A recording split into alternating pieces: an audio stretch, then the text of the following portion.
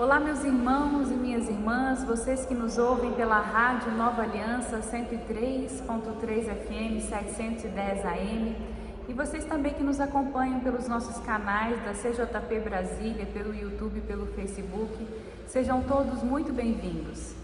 Este é mais um programa de Justiça e Paz que vai ao ar pela Rádio Nova Aliança aos domingos às 20 horas e no YouTube estreia aos sábados às 11 horas da manhã. Eu sou Ana Paula Inglês Barbalho, estou como vice-presidente da Comissão Justiça e Paz e hoje eu tenho o prazer de entrevistar o Padre Hernani Pinheiro, que vai nos trazer um programa muito especial.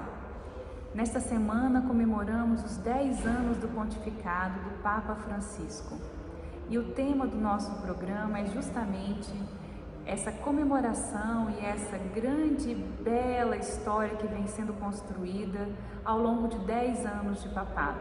Padre Hernani, por favor, seja muito bem-vindo, a sua saudação aos nossos ouvintes da Rádio Nova Aliança, 103.3 FM, 710 AM. Muito obrigado. Em primeiro lugar, os agradecimentos à Comissão de Justiça e Paz, da qual eu faço parte, há muitos anos. E a alegria de poder falar um pouco sobre o nosso querido Papa Francisco, tão estimado por toda a população cristã, mas não só cristã, mas admirado pelo mundo inteiro. É verdade, o Papa Francisco vem trazendo uma trajetória de ecumenismo, de aproximação em busca da paz, e isso conversa muito com a Comissão Justiça e Paz, que busca também os mesmos ideais. Padre Hernani é muito mais antigo na Comissão Justiça e Paz do que eu, tem muito mais estrada para contar do que eu. Aliás, tem um programa com o Padre Hernani, você que está nos acompanhando pelas redes sociais, você que nos ouve pela rádio, tem um programa com o Padre Hernani, que foi um programa maravilhoso que gravamos ano passado. Nós estamos aqui numa capela, na capela da Casa do Clero. Esse programa também foi gravado aqui e foi um programa emocionante, Padre Hernani. Eu lhe agradeço essa oportunidade de estarmos juntos naquele momento e agora novamente. Obrigado. Então a gente vai começar falando um pouco, Padre Hernani, sobre quem é o Papa Francisco. Bom, o Papa Francisco é um Papa muito especial. Primeiro porque é o primeiro Papa latino-americano. E ele realmente produz muito pensamento latino-americano, continua, apesar de ser universal, continua muito latino-americano. Segundo, o primeiro Papa jesuíta. Os jesuítas que têm o propósito de não aceitar honrarias, mas em casos especiais, ele foi eleito bispo de Buenos Aires,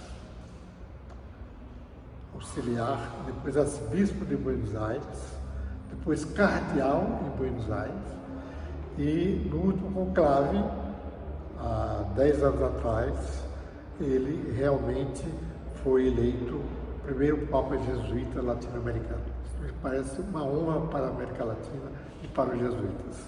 Com certeza. Agora, isso que você já falou, me parece muito característico dele, a aproximação do povo, sobretudo a preocupação com os pobres. Aproximação com aqueles mais carentes. Outra coisa característica do Papa Francisco é seu estilo de vida.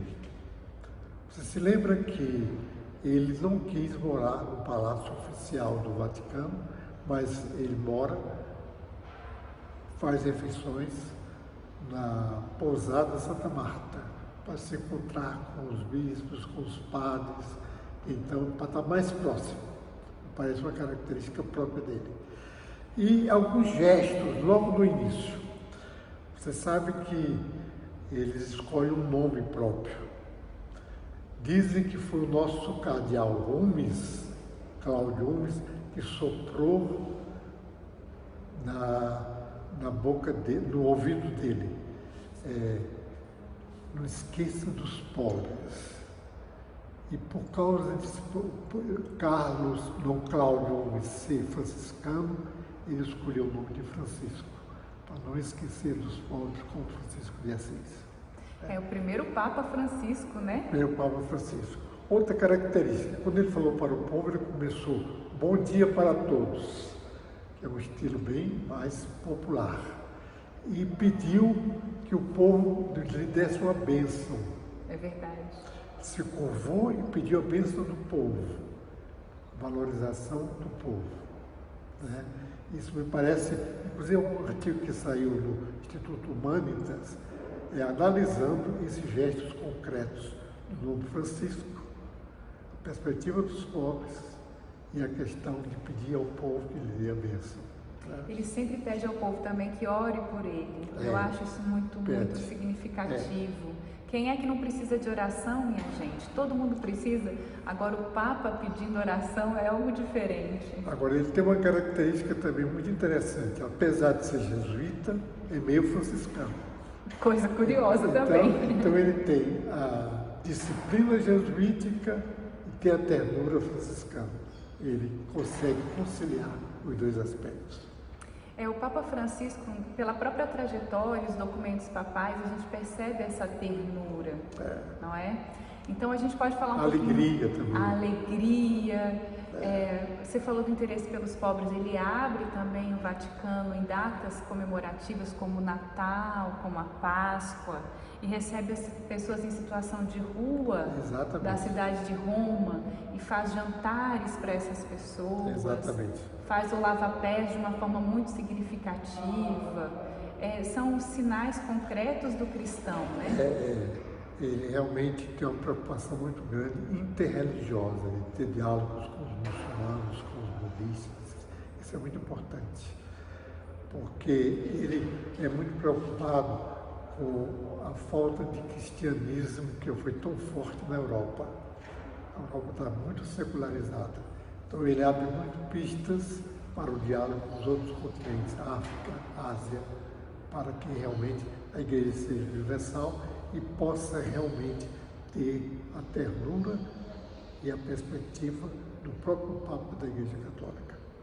É uma visão muito afetiva, eu acho que talvez um retorno ao cristianismo original, não é? Porque das primeiras comunidades cristãs. Eles eram conhecidos pelo amor que tinham uns pelos outros. Exatamente. É muito bonito esse processo, né? Isso se reflete na base teológica do Papa Francisco. Vamos falar um pouquinho da base teológica do Papa Francisco? Sem dúvida nenhuma que ele não só é o Papa do Concílio Vaticano II, como também o eram os outros, né?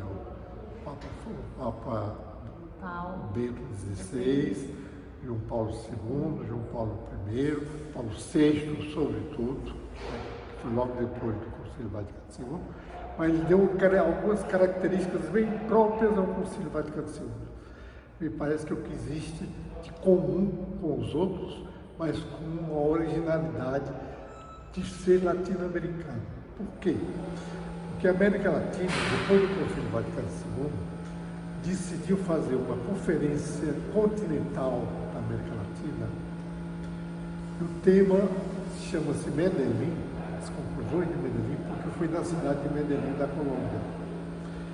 E a preocupação dos bispos da América Latina, da Colômbia e Medellín, era fazer uma leitura do Concílio Vaticano II à luz da problemática, dos desafios e da cultura latino-americana. Os 16 documentos, pequenos documentos de Medellín, trata realmente de temas fundamentais para a América Latina. A questão dos pobres, a questão da religiosidade popular do povo latino-americano, a questão da justiça na América Latina. Tem documentos específicos sobre cada um desses temas. Dentro sempre da metodologia que vem da Ação Católica, ver, julgar e agir. Agora, depois do Concílio Vaticano II e sobretudo depois de Medellín, a Igreja latino-americana teve um surto assim, de aprofundamento da sua missão. E aí surgiu a teologia da libertação. É uma maneira de ver a espiritualidade do povo ligada às perspectivas e aos desafios da justiça. Casar religiosidade com o compromisso com a justiça. Acontecem coisas interessantes também. Essa teologia latino-americana nasceu no Peru, com Gustavo Gutiérrez, mas se espalhou logo por toda a América Latina. Mas a Argentina preferiu, em sintonia com toda a América Latina, mas com uma característica, chama-se teologia do povo, não se chama teologia da alimentação. E ele é influenciado pela perspectiva de libertação, mas também muito influenciado pela teologia do povo da América Latina. E aí ele teve dois mestres fundamentais, faço questão de citá-los, argentinos, um teólogo e um filósofo, que o ajudava muito na reflexão do seu trabalho na Arquidiocese de Buenos Aires, mas que ajudava no aprofundamento da teologia. Era o Lúcio Reira, que é um grande teólogo da teologia do povo, e Scanoni, que era um grande filósofo que pensava os problemas filosóficos da teologia do povo. Me parece que por aí a gente já pode ver algumas características dele. Primeiro, na perspectiva teológica, a questão da misericórdia. A teologia do povo mostrava misericórdia para com a população. Segundo, a preocupação com o diálogo, não só no argentino, mas agora de modo especial com o Papa. Diálogo, é um homem de diálogo. Ele realmente nunca contesta imediatamente, ele quer dialogar. E o terceiro, a piedade popular. Você vê o Papa confessando naquelas grandes festas, confessando o povo, rezando o texto. Ele, apesar da perspectiva de teologia do povo, ele valoriza muito a religiosidade do povo. Isso é maravilhoso porque traz uma proximidade da igreja. Exatamente. E dos ritos da igreja, dos ensinamentos da igreja com a vida das pessoas. Então a igreja cada vez mais está próxima do povo e compartilhando com o povo a trajetória. O Papa deixa claro isso em vários momentos e agora está acontecendo aquela caminhada da sinodalidade, é um reflexo disso também. Vamos chegar a isso, sem dúvida também no aspecto teológico, mas ele sempre deu muita importância a esses sínodos que nasceram depois do concílio para atualizar continuamente o concílio Vaticano. E agora ele está propondo um sínodo que é exatamente para escutar o povo.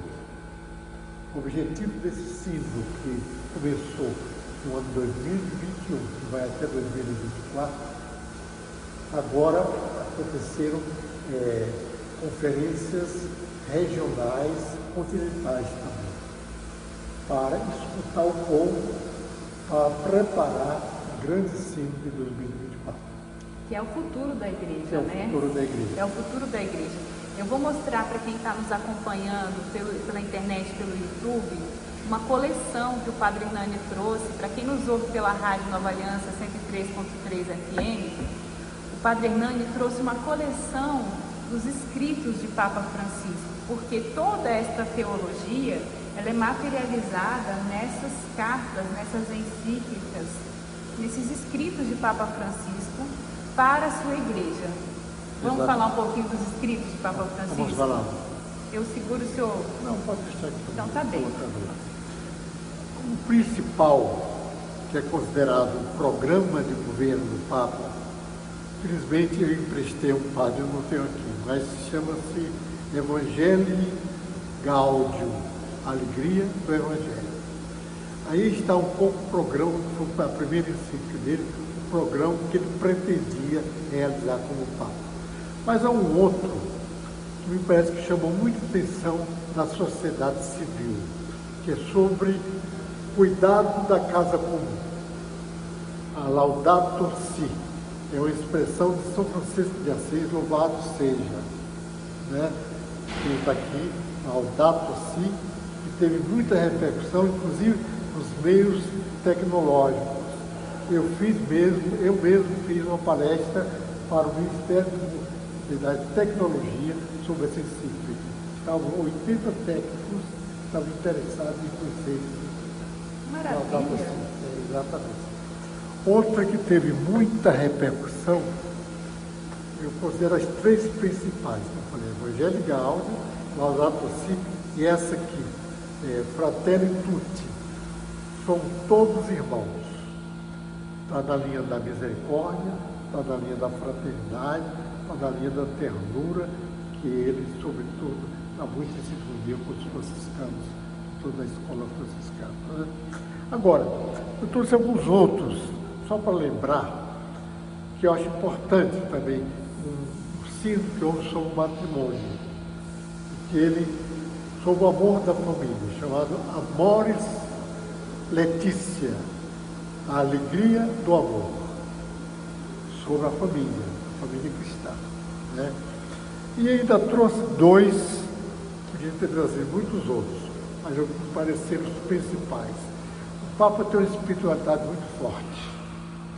Ele publicou uma encíclica sobre a espiritualidade de hoje, sobre o chamado à santidade no mundo atual, que se chama Gaudete et Exultate, alegrai-vos e exultai, né? Sobre o chamado à santidade no mundo de hoje. Eu gosto muito desse livro. Eu coloquei, inclusive, Paulo Ponte. Vamos fazer, então, um programa sobre essa Gaudete Exultate. Isso, vamos fazer um programa. E aqui, finalmente, ele deu muita importância ao sino da Amazônia. Não só do Brasil, mas dos 9 países que constam para a grande Amazônia. E depois desse sino sobre a Amazônia, ele mandou um documento que se chama Querida Amazônia. E tem como título O Povo de Deus e a todas as pessoas de boa vontade. Sobre a importância, né, da Amazônia, sobretudo ligada a Laudato Si, à ecologia, ao meio ambiente, às florestas, valoriza tudo isso aqui. E o povo da Amazônia, que são os indígenas. O respeito aos povos originários. Né? Muito linda essa encíclica, esse escrito dele. Exatamente. Também. Então resumiria nessas principais. São obras maravilhosas que todo cristão, para continuar sua caminhada cristã, deve entender e deve ler também, para poder participar e entender o que o Papa quer para a sua igreja nesse momento, como liderança da igreja, né? Eu queria fazer uma pequena observação aí, Ana Paula, que é o seguinte: o Papa tem uma preocupação muito grande, desde o início, com a reforma da Cúria Romana. A Cúria Romana, que é realmente um organismo internacional, e que ele procurou muito descentralizar, trazendo funcionários, assessores dos vários continentes. E ele fez ultimamente uma encíclica, ou aliás, uma constituição chamada Predicate Evangelho, Pregai o Evangelho, em que ele acentua a preocupação com a Cúria Romana e a descentralização da igreja. Parece isso muito importante. Isso eu acho que é fundamental. Ele é um Papa de grandes avanços, não é, Padre Hernani? Eu podia considerar alguns avanços fundamentais agora. Por favor. A igreja muito sintonizada com as periferias existenciais e as periferias sociais. Isso foi um grande avanço. Outro grande avanço é que ele está para além do Ocidente, preocupado com a Ásia e com a África. Tanto que ele trouxe alguns cardeais da Ásia para trabalhar no Vaticano. Dizem que ele tem um candidato ainda, um pectore, mas que é um cardeal asiático para ser o sucessor dele. Mas daí eu não posso trazer fatos, só comentários. Mas isso também demonstra o quê? Uma sinalização de que a igreja se expande cada vez mais e o evangelho está cada vez mais por toda a terra. Exatamente. Não é? Que é uma missão originária, né? Exatamente. A gente pensar lá no Novo Testamento, quando a gente pega Paulo, a missão de Paulo era justamente o quê? Levar o evangelho e a boa nova para os gentios, chamados gentios. Exatamente. Outra coisa muito grande avanço é o seu estilo pessoal, de comunicação, de diálogo, de abertura para todos. Isso me parece uma coisa muito grande, que é o Papa do povo, né? Em sintonia com a teologia do povo das Escrituras. E ele abraça as pessoas. Eu acho isso fantástico do Papa, uma São pessoa gestos, afetiva. Os gestos. É o Papa dos gestos proféticos. Olha que coisa linda, que fala maravilhosa, Padre Hernani. É isso mesmo, é o Papa dos gestos proféticos. E dos gestos proféticos especialmente agora, com o povo, né? Aí no avanço que eu poderia dizer, ele descentralizou, não que desvalorize, da moral sexual para a moral da justiça e do meio ambiente. Descentralizou. Agora ele não está ligado a ver, claro, preocupado com os problemas de formação sexual, sobretudo sobre os casos de padres, etc. Mas a prioridade dele é a questão da justiça e do meio ambiente. Daí a Laudato Si, né, sem dúvida nenhuma, mostra isso. Agora, eu tinha levantado também alguns pontos, focos principais. Pode ser agora? É claro, a gente está caminhando o nosso programa, passar muito rápido. Devo dizer que já estamos mais da metade do nosso programa.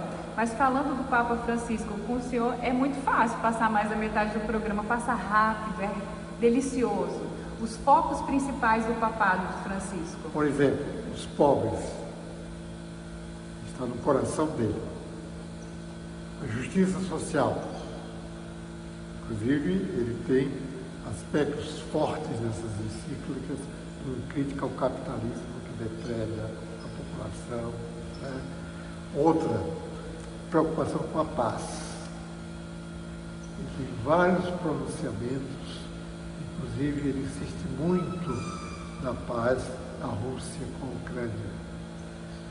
Sugeriram que ele fosse a Rússia e a Ucrânia, mas outros acharam que não era o momento ainda para ele ir lá, sobretudo porque está muito limitado fisicamente. Sim. Então seria uma dificuldade. Aí vem outro aspecto, preocupação com a paz, aí já entrei na questão da saúde dele, mas aí vamos deixar para falar um pouquinho depois. E outra preocupação dele foi a sua primeira viagem com as migrações. Que é um problema concreto do mundo Concreto. hoje. Você lembra que ele foi para aquela ilha, Lampedusa? Sim. E para receber os migrantes que vinham da África para a Europa. Né? Então, me parece que é uma preocupação chave dele. Ele não conseguiu ainda grandes avanços na sociedade, nesse campo, sobretudo na Europa. A Europa está muito fechada ainda aos migrantes, e os migrantes sofrendo muito, né, com esse tráfico humano. Bom, o que eu poderia ainda dizer? Eu pensei também de colocar alguns limites. Por favor, é importante colocar também os limites. Para não ficar só canonizando antes de ele morrer. Não, mas esse com certeza será uma grande referência, o Papa Francisco da Igreja. Por exemplo, ele tem falta de apoio, tanto das autoridades, por exemplo, da Europa, como de todos os países. Ele tem pouco apoio, porque ele levanta problemas fundamentais, a questão do meio ambiente, o clima, a ecologia, o problema das migrações, a questão do empobrecimento, a questão das justiças sociais. Ele não tem apoio. E ele não é tão bem acolhido pelas igrejas da Europa, o que traz problemas para eles colocarem em prática. Eu tinha colocado pouca afinidade da igreja da Europa com ele. Há muito mais afinidade da Ásia, da África e da América Latina do que da Europa com o Papa Francisco. Ele fala de problemas, né? Não posso generalizar a Europa, mas posso dizer que há sinais fortes de não afinidade. Porque é um Papa que fala dos problemas das periferias do mundo. E a periferia na Europa não é igual à nossa periferia. A pobreza da Europa não é igual à nossa pobreza. Exatamente. Então, assim, a gente pode falar o quê? De coisas que temos que avançar ainda como sociedade. Sociedade global mesmo.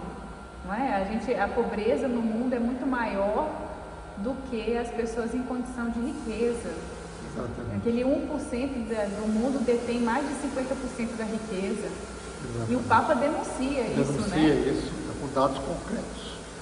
E outro ainda, começa a surgir uma certa resistência conservadora ao Papa. Isso faz sofrer. Mas, como ele é um homem do discernimento jesuítico, Uma das características dos jesuítas é o discernimento, discernir a vontade de Deus. Então, quando ele chega na oração ao discernimento, ele vai para Deus. Acha que está fazendo a vontade de Deus.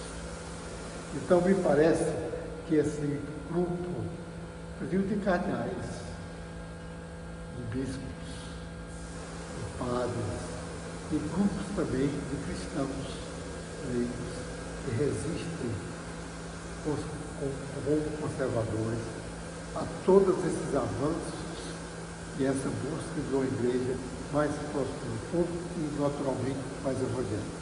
Mais evangélica. Eu acho que é muito importante falar, Padre Hernani. Por quê? Porque o Papa Francisco continuamente se reporta ao Evangelho. Então, às vezes a gente pensa como é estranha essa resistência ao Evangelho, mas é algo que cada um dentro de si está em contínua conversão. Então a obra não está pronta, o reino não está pronto, estamos aqui construindo o reino. Então é natural que algumas resistências aconteçam, mas nós temos que ter atenção para essa nossa postura interior e buscar a nossa conversão, e buscar essa transformação. Não é? Porque se somos cristãos imperfeitos, se queremos ficar conservadores, queremos permanecer cristãos imperfeitos. E se somos cristãos imperfeitos e queremos nos transformar, que caminhemos para o Evangelho, que caminhemos para a conversão verdadeira. Eu acho que isso é importante. Mas a gente vai estar já do meio para o final, o nosso programa já está no finalzinho, Padre Hernani. Então eu queria chamar a atenção sobre duas coisas ainda. Em primeiro lugar, para esse sínodo, que é o grande sonho do Papa Francisco. O sínodo, que no fundo é a aplicação do documento Lumen Gentium, Povo de Deus, do Concílio Vaticano II. É trabalhar juntos, criar um clima de corresponsabilidade. E aí insiste muito no papel dos leigos e das mulheres. Sim. A participação. A participação dos leigos, ele convidou várias mulheres para trabalhar na Curia Romana. Sim. E vários leigos. Então, ele quer criar uma igreja cada vez mais sinodal. Quer dizer, reunião, união, trabalhar juntos, com a responsabilidade pela igreja. Eu queria que o senhor falasse um pouquinho sobre o Papa e o Brasil, para a gente fechar esse programa maravilhoso. Chamo a atenção sobre dois pontos, o Papa e o Brasil. Claro que ele tem muita sintonia com os bispos brasileiros, estima muito os bispos brasileiros, mas claro, queria chamar a atenção sobre dois pontos. A presença dele no Rio em 2016, eu acho. Por aí, na Jornada da Mundial da Juventude. A presença dele na Jornada Mundial da Juventude. Não, acho que foi 2012, perdão. 13. Foi? Pode ser. 13. Jornada Mundial da Juventude. E a sua visita a Aparecida, a devoção a Nossa Senhora. Que ele realmente deu muita importância a essa visita e apela cada vez para os bispos para a importância do santuário de Aparecida. A segunda coisa que eu gostaria de chamar a atenção é que ele valoriza muito a campanha da fraternidade da Igreja no Brasil. Você sabe que é o único país que tem essa preocupação de dar uma dimensão em relação à igreja-vida durante a Quaresma. Desde 1964, que a Igreja do Brasil tem um tema da campanha da fraternidade para cada quaresma de cada ano. E você sabe que ele manda uma mensagem a cada ano. Eu gostaria, inclusive, para o tema de hoje, dessa quaresma de hoje, dessa quaresma atual, né? Que foi a fome, ele mandou uma mensagem belíssima. Eu queria terminar com a frase dele na mensagem que ele mandou para a Igreja do Brasil. O intuito, Papa Francisco, na mensagem para a campanha da fraternidade. O intuito de animar o povo fiel neste itinerário ao encontro do Senhor, a campanha da fraternidade deste ano propõe que voltemos o nosso olhar para os nossos irmãos mais necessitados, afetados pelo flagelo da fome. Ainda hoje, milhões de pessoas sofrem e morrem de fome. Por outro lado, descartam-se toneladas de alimentos. Isso constitui um verdadeiro escândalo. A fome é criminosa. A alimentação é um direito fundamental. Isso está na mensagem que ele mandou para a Igreja do Brasil para essa quaresma deste ano. Vou ver se eu consigo colocar o link, porque no site da campanha da fraternidade da CNBB tem um vídeo desse pronunciamento do Papa, dessa mensagem do Papa. Eu deixo para quem nos acompanha pelas redes sociais o link na descrição do vídeo. Vou deixar também no link os documentos papais, os 3 principais documentos papais que o Padre Hernani nos selecionou gentilmente nessa entrevista, para que as pessoas acessem diretamente nesses links os documentos papais. E nós vamos para o fim do nosso programa, Padre Hernani, um programa belíssimo sobre os 10 anos do Papado de Francisco. Na sequência, vocês que nos ouvem pela Rádio Nova Aliança e nos acompanham aqui pelos canais do Facebook e do YouTube da CJP Brasília, vão ter o comentário de Simone Furquim, trazendo uma conexão da nossa vida diária à reflexão do Evangelho. E então eu peço ao Padre Hernani que, agradecendo já essa imensa disponibilidade, essa belíssima entrevista, que se despeça do nosso povo de Deus que nos escuta pela Rádio Nova Aliança, 103.3 FM, 710 AM. Padre Hernani, sua despedida. Em primeiro lugar, agradecer à Comissão de Justiça e Paz de Brasília, a Rádio Nova Aliança e o programa pelo YouTube. E foi para mim uma honra falar sobre o Papa Francisco, com alegria, que eu admiro muito e acho que realmente ele tem um papel importantíssimo na Igreja, esperando de nós, padres, leigos, bispos, que possamos estar em sintonia com ele e possamos realmente renovar, procurar as fontes do cristianismo para que a Igreja seja mais evangélica, seja a Igreja de Jesus Cristo na sociedade de hoje. Eu não tenho mais nada a dizer, a não ser dizer tchau para você que nos ouve pela Rádio Nova Aliança, deixar o meu abraço fraterno a você que também nos acompanha pelo YouTube, depois dessa maravilhosa entrevista com o Padre Hernani Pinheiro, que é da nossa Comissão de Justiça e Paz de Brasília, membro da nossa comissão, nosso também mentor espiritual nesse sentido de conduzir, nosso guia ao longo dessa caminhada. Obrigada, Padre Hernani. É um prazer estar aqui na Capela da Casa do Clero. É um prazer que vocês, os ouvintes, nos dão todas as semanas, nos acompanhando. E na sequência, vocês escutam o programa de Dom Paulo César, nosso programa do pastor, que acompanha a caminhada do povo de Deus. Um grande abraço, fiquem com Deus e uma boa semana a todos.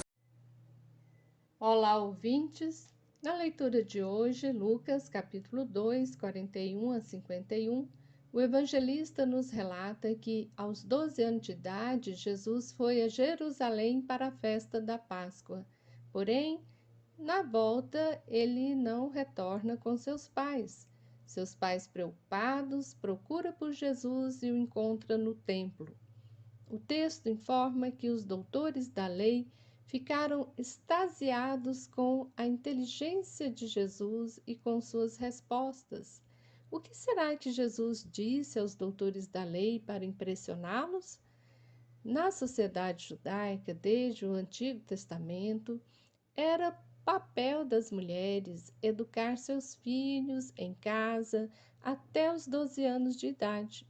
Portanto, o berço de Jesus e seus ensinamentos sobre a fé em Deus se dá por Maria, sua mãe.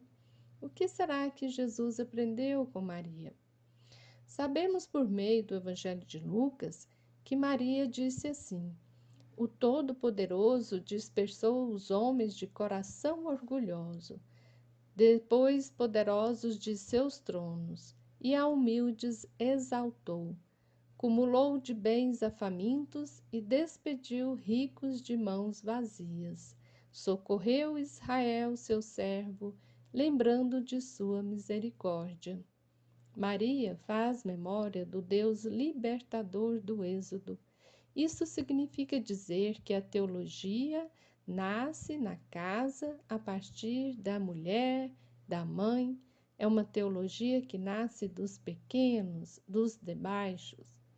Jesus impressionou os doutores da lei porque fez memória a essa teologia, lembrando que os profetas são os que mais fizeram memória do Deus do Êxodo para que Israel não se desviasse do caminho e nem seguissem o caminho dos ímpios.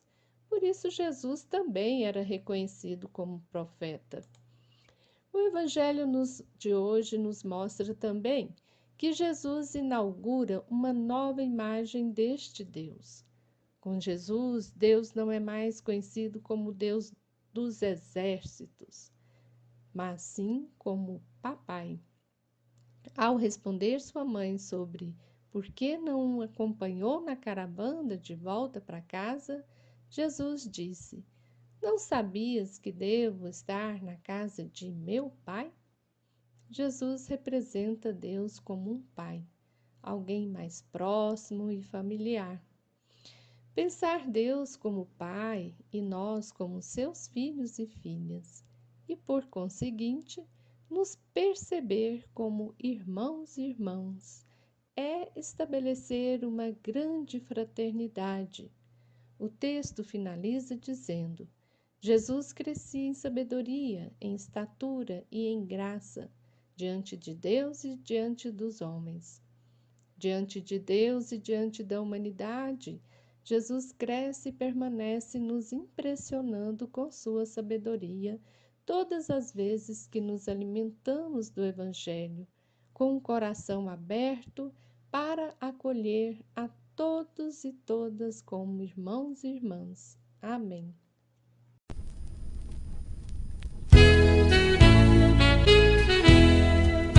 Boa nova, irmão, já chegou. Jesus Cristo nos diz conversão. Seu projeto de fraternidade vai mudar vida e coração. Então, justiça e paz se abraçarão. Justiça e paz se abraçarão. Justiça e paz se abraçarão. Justiça e paz se abraçarão. Bem atentos à sociedade, bem comum, todos dando as mãos. Os direitos, também os deveres, respeitados por todos serão. Então, justiça e paz se abraçarão. Justiça e paz se abraçarão. Justiça e paz se abraçarão. Justiça e paz se abraçarão. Jesus Cristo, só Ele é o caminho, plena luz a indicar direção de um mundo no amor renovado. Novo céu, nova terra virão. Então, justiça e paz se abraçarão. Justiça e paz se abraçarão. Justiça e paz se abraçarão. Justiça e paz se abraçarão. Jesus Cristo, verdade e vida, pela cruz vem a ressurreição.